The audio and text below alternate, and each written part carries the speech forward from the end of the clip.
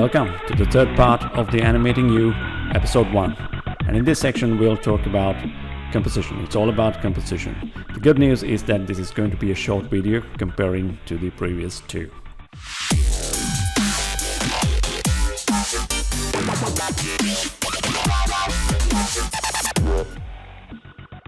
Well, this is a rule of third.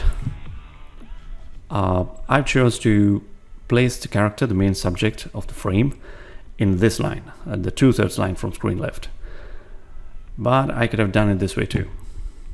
All right, this way or this way.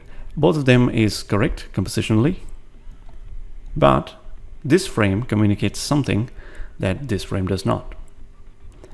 Well, to understand that, let's look at this photograph right here.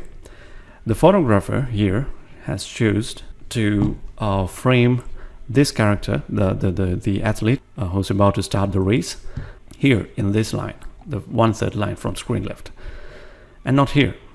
This is another framing that would work compositionally, technically would work, but this is more appealing. Why is that? Why this and not this? Why this framing works is because that now he's clearly he's about to start the race, and all his hard work and training is now behind him. It's over. What comes next is the race. This is where the action is going to take place. So when someone looks at this frame, he or she will instinctively search for something here, which makes sense because that's where the action is going to be. He will start the race and he will run this direction, and yeah, it'll work. But if the photographer has framed the character in this way, he's still going to run this way, run this direction. But the framing is like this. There's a huge negative space right here.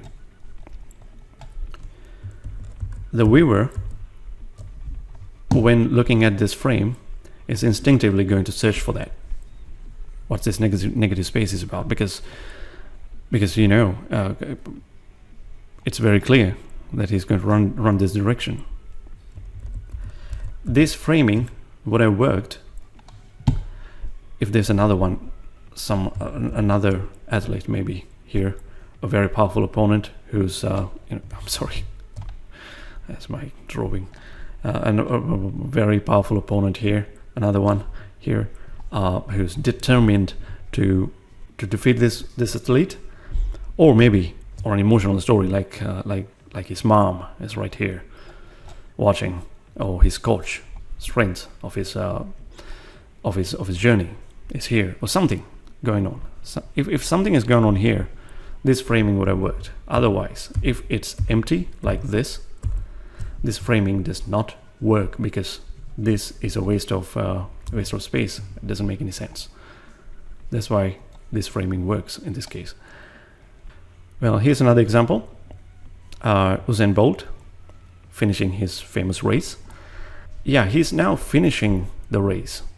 That's why the photographer has placed him in this 2/3 line from screen left. Not like this.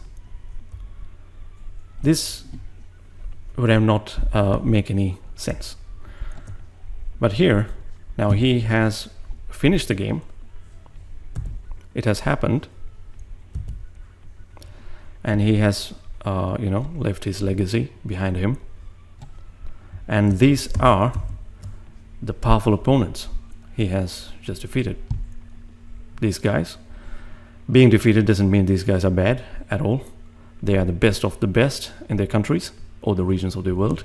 So defeating them is a big deal. So that's why this framing works. There's something going on here which is very important. Whoever is watching this frame will instinctively understand, realize what's going on behind him. So with that said, let's go back to our frame, Why is he here and not here? That's the question. Well, if you look at the guy, he's powerful, experienced, mature guy. Certainly, he's not a beginner at whatever he's doing. This animation, I'm going to set him on fire. That fire symbolizes his power. To become powerful like that, someone has to walk a journey and have some amount of vast experience behind him. So that's the idea here. He's not starting out like this. If the framing is like this, now he's just starting out. Whatever comes next, he has to walk some path right here. This negative space means something. He has this empty canvas yet to paint, something like that. But here, now he has walked a journey. Now he's in the middle of something. Now the environment is very serious. Like it's dark clouds and rain and lightning and everything. So he has walked his journey, and he has a massive experience behind him. This mountain here is actually not an accident, is deliberately placed right here. It's because to symbolize his experience. Now, if you're thinking, dude, why do you think so much? Do you have to think all that? And is the viewer is going to understand all you just said? No, viewer is not going to read or understand anything I said. The viewer is going to just feel everything. That's it. It's like that. So that's the thinking behind composition. And imagine if I place him like this and set him on fire next, and his fire will be right. The fire, the flames will be like this. What would have happened?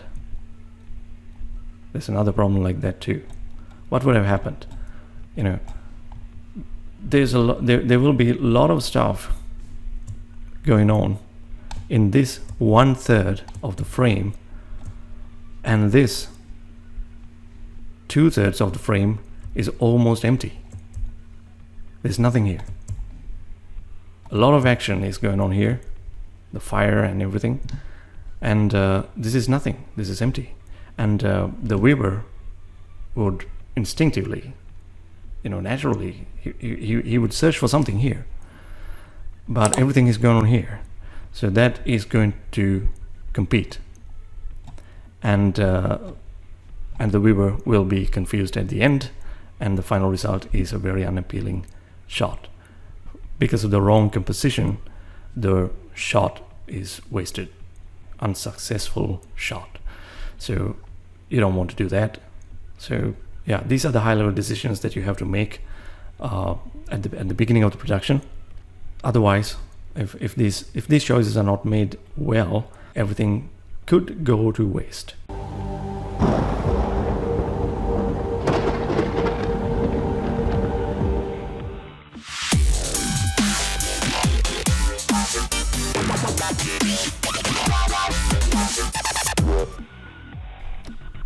Well, that's the end of the third part of the Animating You, episode 1.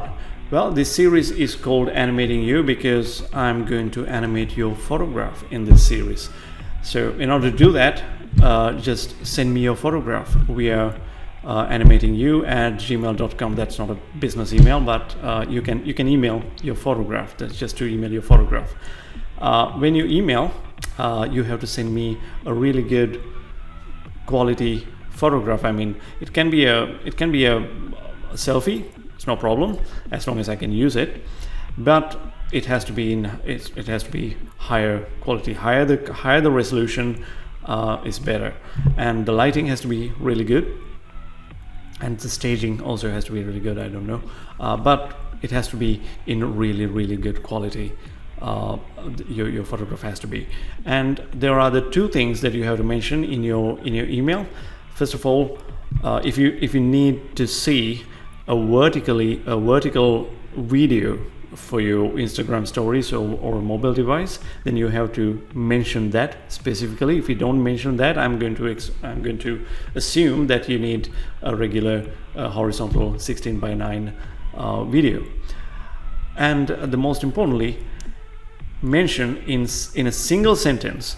Just tell me what you would like to see. I mean, like if you would like to see me animating you as an angel, or see me animating you as an ancient Roman, or a cyberpunk, or in a cyberpunk environment, or anything. You have to mention what you would like to see in a single sentence. So that's it. 3 things: really good quality photograph. Mention if you need to see a vertical video, for example, for Instagram stories, and single line description of what you would like to see.